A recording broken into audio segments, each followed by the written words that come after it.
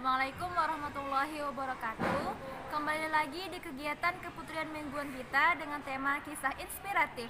Dengan saya Umi Ira Az-Zahra. Yuk simak cerita Umi. Nah, pada kesempatan kali ini Umi akan membahas mengenai kisah Umi dalam menghafal Al-Quran. Sebenarnya basic pendidikan Umi itu adalah pendidikan geografi di Universitas Negeri Medan. Tapi kenapa ya kok bisa jadi ngafal Quran? Awal mulanya Umi menghafal Al-Quran itu ketika kelas 1 SMP. Umi dulu sekolah di SMP seperti Jabal Nur juga, full day, dan ada pelajaran umum juga pelajaran tahfiz atau menghafal Al-Quran. Nah, pada saat itu Umi diharuskan untuk menghafal 1 tahun 1 juz. Sedangkan Umi belum bisa membaca Al-Quran dan belum pernah sama sekali mempunyai pengalaman dalam menghafal Al-Quran. Nah, di situ Umi berpikir, bisa nggak ya Umi menghafal 1 juz dalam 1 tahun? Tetapi Umi di situ bukan hanya berpikir saja, tetapi Umi tetap berusaha untuk mencapai target dari sekolah. Umi terus menghafal sedikit demi sedikit, Umi terus mencoba.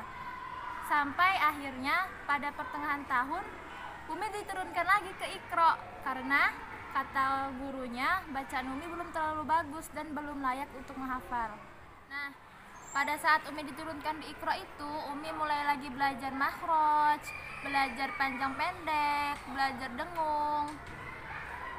Selang beberapa bulan kemudian Umi dibolehkan lagi untuk menghafal Al-Quran. Nah, mulai dari situ Umi terus mengejar hafalan-hafalan yang ketinggalan. Pasti dong Umi ketinggalan sama teman-teman Umi yang tidak turun Iqra lagi. Di situ Umi terus mengejar, menghafal, memanfaatkan waktu sebaik mungkin untuk menghafal Al-Quran.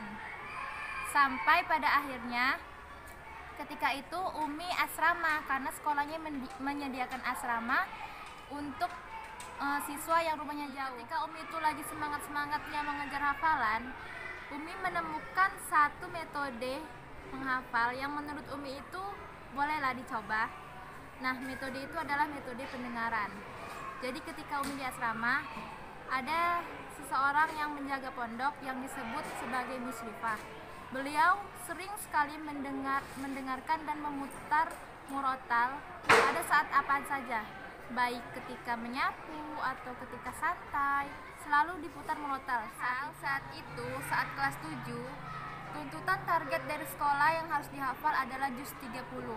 Akan tetapi, ketika Umi sering mendengarkan murotal yang diputar beliau, lama-kelamaan Umi jadi hafal surat Al-Mulk dengan nada Syekh Musyair Rasyid.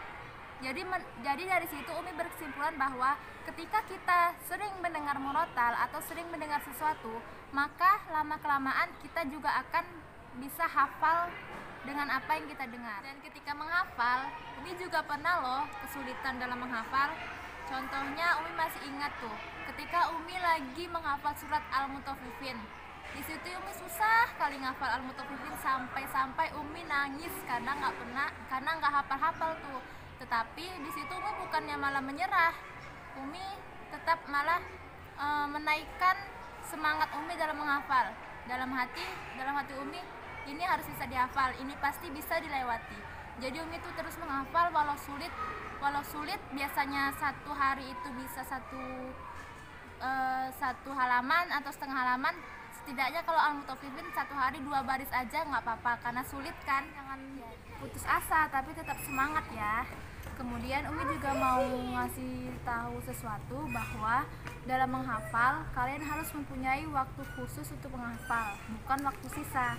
Contohnya, misalnya seperti setiap habis maghrib atau isya itu kalian khususkan untuk menghafal atau membaca Al-Quran. Ya, bukan ketika HP kalian habis baterai baru kalian buka Al-Quran. Dengan gitu ya.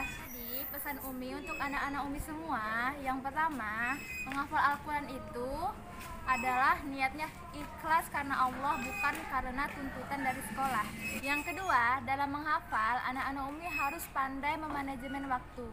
Luangkan waktu untuk menghafal Al-Quran, bukan di waktu-waktu sisa. Yang ketiga, kalian bisa jadi apapun yang kalian mau.